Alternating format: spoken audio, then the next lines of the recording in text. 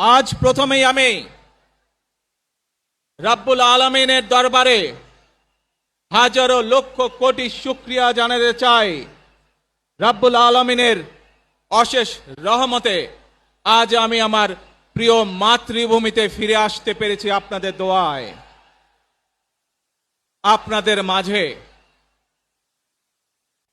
প্রিয় ভাই বোনেরা,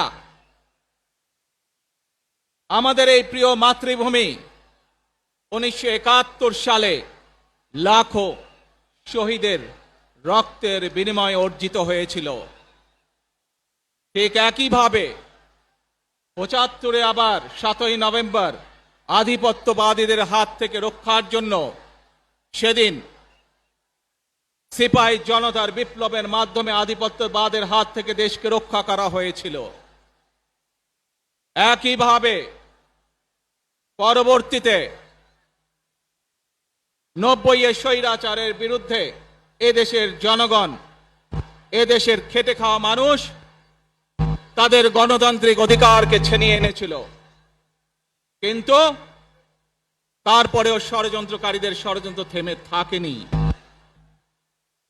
আমরা তারপর দেখেছি 2024 সালে, 71 সালে এই দেশের মানুষ যেমন স্বাধীনতা অর্জন করেছিল, 2024 সালে এদেশের ছাত্র জনতা সহ সর্বস্তরের মানুষ, কৃষক, শ্রমিক, গৃহবধূ, নারী, পুরুষ, মাদ্রাসার ছাত্র সহ দলমত নির্বিশেষে, শ্রেণী পেশা নির্বিশেষে সকল মানুষ সেদিন 2024 সালের 5ই আগস্ট এই দেশের স্বাধীনতা এবং সার্বভৌমত্বকে রক্ষা করেছিল।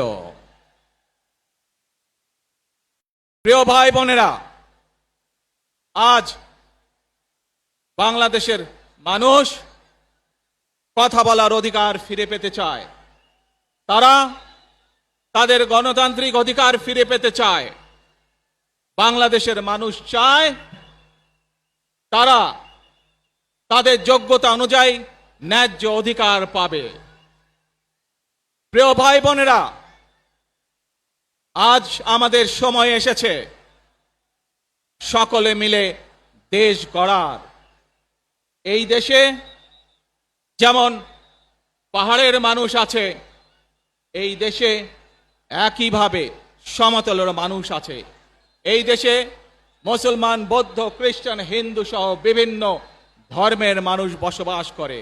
আমরা চাই সকলে মিলে এমন একটি বাংলাদেশ গড়ে তুলব আমরা, যেই বাংলাদেশের স্বপ্ন একজন মা দেখেন, অর্থাৎ একটি নিরাপদ বাংলাদেশ আমরা গড়ে তুলতে চাই। যে বাংলাদেশে একজন নারী, একজন পুরুষ, একজন শিশু যেই হোক না কেন নিরাপদে ঘর থেকে বের হলে নিরাপদে ইনশাআল্লাহ ঘরে আবার ফিরে আসতে পারে। প্রিয় ভাই বোনেরা,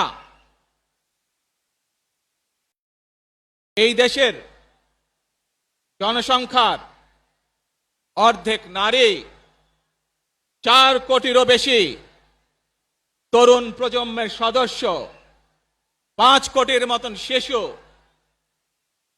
40 লক্ষের মতন প্রতিবন্ধী মানুষ রয়েছেন, কয়েক কোটি কৃষক, শ্রমিক রয়েছেন। এই মানুষগুলোর একটি প্রত্যাশা আছে এই রাষ্ট্রের কাছে, এই মানুষগুলোর একটি আকাঙ্ক্ষা আছে এই দেশের কাছে।